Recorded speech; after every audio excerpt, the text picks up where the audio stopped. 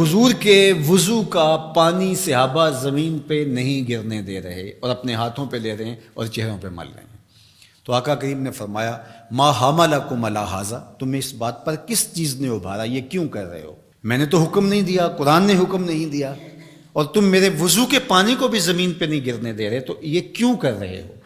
تو انہوں نے جواب دیا حب اللہ و رسولہ، یہ اللہ اور اس کے رسول کی محبت کی وجہ سے ہم کر رہے ہیں. حضور نے اس سے منع بھی نہیں کیا، چونکہ اگر یہ شریعت سے متصادم کوئی چیز ہوتی تو نبی کے منصب میں شامل ہے کہ نبی منع کرتے. تو فرمایا جو چاہے اللہ اور اس کے رسول سے محبت کرے یا اللہ اور اس کا رسول اس سے محبت کرے، اس کو 3 کام کرنے چاہیے. ان میں سے پہلی بات فرمایا جب بھی بولے سچ بولے، اور دوسری بات ارشاد فرمائی جب اس کے پاس امانت رکھی جائے تو اس امانت میں خیانت نہ کرے، اس امانت کو صحیح لٹا دے. اور تیسری بات جو اس کا ہمسایہ بنے اس کی ہمسائیگی کے حقوق کا پورا خیال رکھے. تمہاری محبت کا یہ جذبہ صادقہ ہے کہ تم میرے وضو کے پانی کو بھی زمین پر نہیں گرنے دیتے، لیکن کہیں تمہاری محبت یہیں رک کر کے نہ رہ جائے اور لوگوں کے حقوق پامال نہ ہو جائیں، ہمسایوں کے ساتھ زیادتی نہ ہو جائے. تم محبت کی فراوانی جو ہے وہ اپنے سینے میں رکھے ہوئے ہو، لیکن عمل سے کہیں تم بے نیاز نہ ہو جاؤ، لہٰذا تمہاری زبان ہر حالت کے اندر سچ ہی بولنے کی خوگر ہو، اور تم لوگوں کی امانتوں کا پورا خیال رکھو. اور تیسری بات ہے کہ ہمسائیگی کے حقوق تم کبھی بھی اس محبت میں آ کر کے ترک نہیں کر سکتے. میں اور آپ دیکھیں کہ ہماری محبت کہیں خام تو نہیں ہے کہ ہم دعوی محبت میں وہ چیزیں کر جاتے ہیں جن کی شریعت ہمیں اجازت دیتی ہے، شریعت کا حکم نہیں ہوتا اور ہمیں وہ کر لینی چاہیے، لیکن دوسری جانب جو طے شدہ شریعت کا نظام ہے اس کو کہیں ہم پامال تو نہیں کر جاتے، اور محبت کی اس فراوانی کے اندر وہ چیزیں دب تو نہیں جاتی. حضور علیہ السلام کا یہ فرمان ہمیں پورا پیکج دیتا ہے. تصویر مکمل سامنے آنی چاہیے، مکمل نکھری ہوئی تصویر جس کے سارے خد و خال واضح ہوں. تو ہم ضرور اپنا جائزہ لیں اس حدیث کی روشنی میں جو میرے اور آپ کے آقا و مولا نے 3 چیزیں خاص طور پہ ارشاد فرمائیں کہ جب بھی بولیں سچ بولیں، تمہاری زبان جھوٹ سے آشنا نہیں ہونی چاہیے. یہ محبت رسول کا تقاضا ہے جو خود اللہ کے رسول نے ہمارے سامنے رکھا.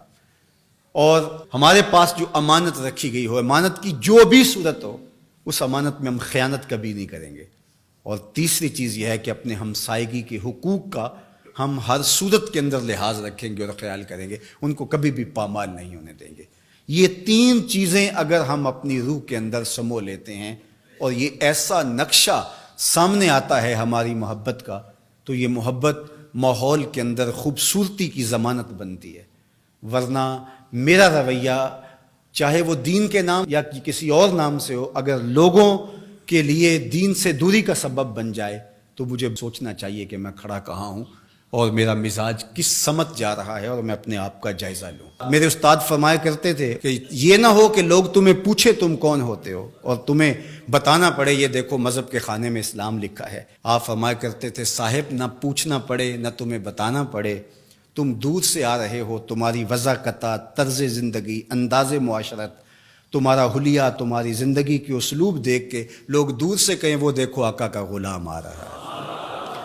اور اس پہ میں ایک اور بات کا اضافہ کرتا ہوں، اور وہ یہ کہ تم دور سے نظر آ رہے ہو تو لوگ کہیں وہ حضور کا غلام آ رہا ہے، لیکن تم قریب آ جاؤ تو پھر بھی لگے کہ تم حضور کے غلام ہو.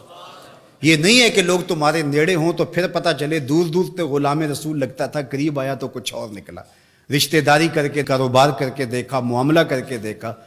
تو اب پتہ چلا کہ اس کی داڑھی کا سائز تو ٹھیک تھا، اس کی پگڑی کا رنگ تو اچھا تھا، اس کا جبہ تو بڑا خوبصورت تھا، لیکن جب اس سے معاملت کر کے دیکھی تو یہ تو کچھ اور نکلا. اس کے لہجے میں یوں تو برف تھی، لیکن اس کے لہجے میں یوں تو برف تھی، لیکن جو چھو کے دیکھا تو ہاتھ جل گیا. تو یہ نہیں ہے کہ تم دور سے بھلے اچھے تسبیح بھی ٹھیک ہے، مصلی بھی ٹھیک ہے، سب کچھ ٹھیک ہے، بڑی لمبی نمازیں پڑھتے ہو. انسان صوم و صلات کی وجہ سے نہیں پہچانا جاتا، انسان اپنے رویے اور عمل کی وجہ اور کردار کی وجہ سے پہچانا جاتا ہے.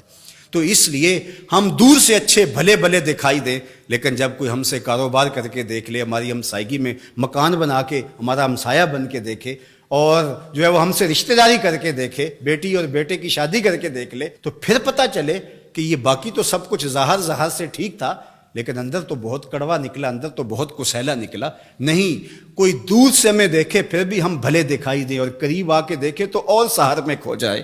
کہ حضور کے غلام واقعہ ہی ایسے ہوا کرتے ہیں.